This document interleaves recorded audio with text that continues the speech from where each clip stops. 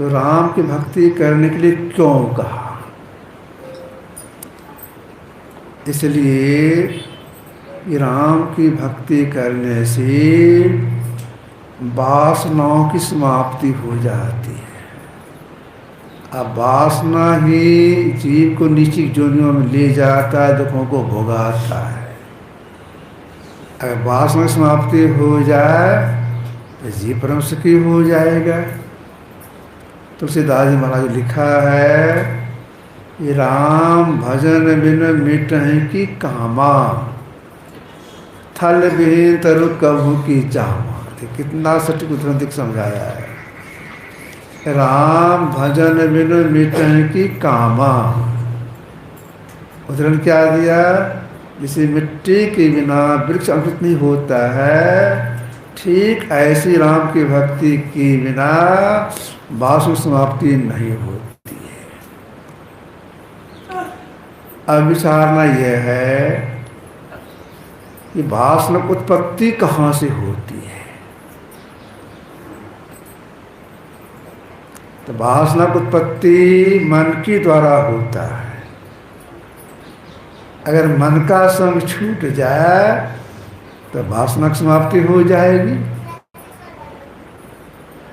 तो मन से अलग होने के लिए अंतर साधना की जाती है, वही असल में ईश्वर की भक्ति।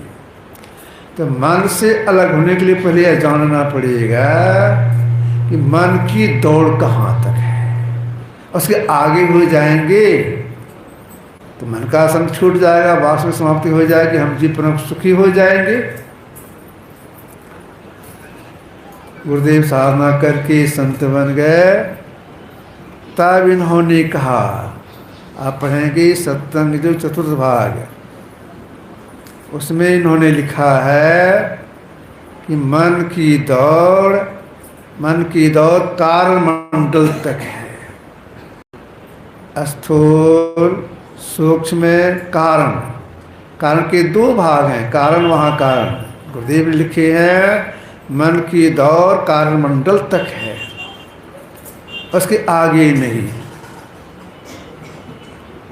अगर कोई अपना परम कल्याण चाहते हैं, मन से अलग होने के लिए कार्य मंडल से ऊपर होना होगा। अब इसके लिए क्या करना होगा? इसके लिए अपने अंदर में अंत साधन के द्वारा स्थूल मन को पार करना होगा, सूक्ष्म मन को पार करना होगा और कार्य मन को पार करना होगा, तब परम कल्याण हो जाएगा। अब स्थूल मंडल से पार होने के लिए क्या करना पड़ेगा?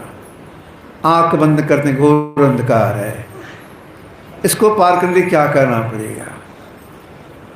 इससे पार होने के लिए अंधकार में ही चलना होता है। चलने का प्रारंभ कैसे होता है?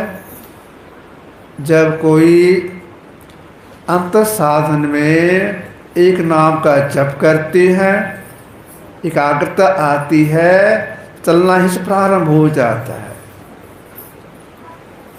और आगे चलने के लिए मानस ध्यान करना होता है, और आगे चलने के लिए अंधकार को पार कर जाए। तीसरी क्रिया है दृश्योग क्रिया। दृश्योग में क्या करना पड़ता है? दृश्योग में अंधकार में एकटक से देखना होता है। कैसे देखना होता है? तो गुरुदेव की वाणी में है, टकुआ ताकन दियो बताई तिल खुली तिमिर फटी। टकुआ ताकन की तरह। अब टकुआ ताकन क्या हो गया? पहले के माँ बहनें मूंज का धम्मा बनाती थी, सुतरी से मूंज को गोल करके बांधती थी। टकुआ जो नोकदार होता था उसको सीधा भोंकती थी, छेद होता था, उसमें दूसरा मूंज घुसा करके लपेट के बांधती थी। फिर उसके बगल में टकुआ को सीधा भोंकती थी, छेद होता था, उसी मूंज के नोक को घुसा करके बांधती थी, इस तरह डलिया तैयार होता था। ठीक ऐसे टकुआ ताकन अंधकार में सीधा देखना चाहिए। तो कहाँ देखना चाहिए? जहाँ गुरु निशाना बताते हैं देखने के लिए, ठीक वहीं देखना चाहिए। अपनी बुद्धि नहीं लगानी चाहिए। अगर अपनी बुद्धि लगाएंगे तो लाभ के बदले में हानि हो जाएगी। अपनी बुद्धि नहीं लगानी चाहिए। अगर नहीं समझे हैं, समझ लेना चाहिए, और समझ करके समय लगा करके देखने से देखते देखते अपने आप जो धार समुद्र रेखा में चलती है, टकराती है, एक होती है। जिसे एक होती है अंधकार में छेद हो जाता है। अंधकार में छेद हुआ जीवात्मा से घुसता है। क्या अकेले जीवात्मा घुसता है? तो नहीं, अकेले नहीं घुसता है। प्रत्येक साधना करके संत बन गए, तब इन्होंने कहा मन से चेतन धार सुरत ही केवल पैठ सके जामे, जिहो गमनत छुटत पिंड ब्रह्मांड खट सुधि जामे। मन से चेतन धार सुरत ही मतलब मन, बुद्धि, चित्त, अहंकार और जीवात्मा अंधकार से निकल करके प्रकाश में घुस जाता है।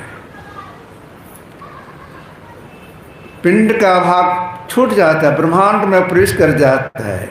छोटा तो पिंड का भाग छूट जाता है, ब्रह्मांड की शुद्धि हो जाती है। तब जीव की दृष्टि खुल जाती है।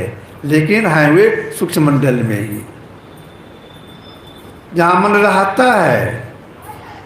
अब और आगे बढ़ने के लिए शब्द साधना करने के लिए महापुरुषों ने कहा, कौन सा शब्द? भजो सत्यनाम सत्यनाम सत्यनाम एक। सत्यनाम के आधार पर स्थिर है संसार, जाने संतन विचार भजो सत्यनामी। सत्यनाम आदि शब्द उसी के आधार पर सृष्टि की हुई है। उस शब्द की खोज अगर कोई कर लेती है, जिस सरस्वती प्राप्ति होती है, तो मन का संग छूट जाता है। तब जीव अकेले चलता है। और उसी समय जीव अपना पहचान करता है। आत्म आपको आप नहीं जाने। बात में समाप्ति हो गई। जो अपना पहचान कर लिया, इसके बाद यह जीव जिसका अंश है अपने अंश में एक में हो जाता है, उसका परम कल्याण हो जाता है। इन साधना में सफलता मिल जाए, इसे जितने बड़े बड़े महापुरुषों के सबका कहना है, इसके लिए सबसे पहले भोजन का संयम करना पड़ेगा। तब से साधना सफल हो सकते हैं और परम सुखी हो सकती हैं। खान पान को प्रथम संभालो। पहला संयम है खान पान का। खान पान में क्या संयम करें? तामसी भोजन नहीं लें, राशि भोजन नहीं लें, सात्विक भोजन लें। वही भोजन ऐसा हो जो सुपाच्य हो, कब्ज कारक नहीं हो, ऐसा भोजन होना चाहिए। वह भोजन भी समय पर होना चाहिए, जिससे जल्दी वह पच जाए, समय पर होना चाहिए। इसके साथ साथ हम अंदर में प्रवेश कर जाएं। भावना है उन संसार में फंसे हुए हैं, संसार में आसक्त हैं, तब यह काम नहीं होगा। अनासक्त मन हो भाई, गुरुदेव की वाणी है।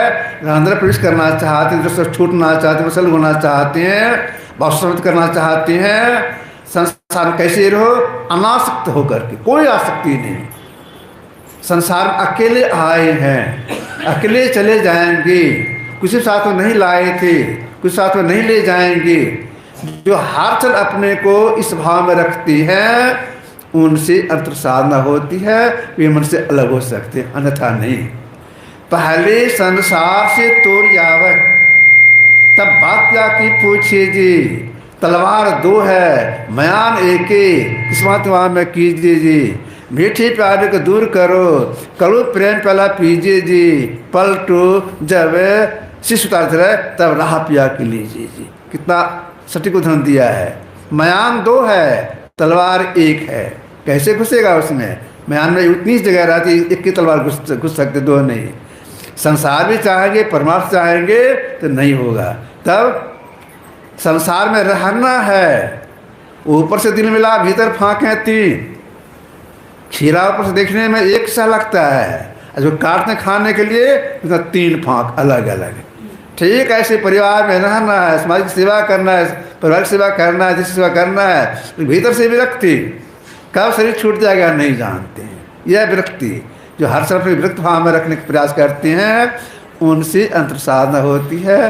वे अपने चल करके मन से अलग हो सकते हैं, अन्यथा नहीं। यह जानकारी कहाँ मिलती है? यह जानकारी सत्संग से प्राप्त होता है कि संसार में कैसे रहें, कैसे साधना करें, जानकारी सत्संग से प्राप्त होता है।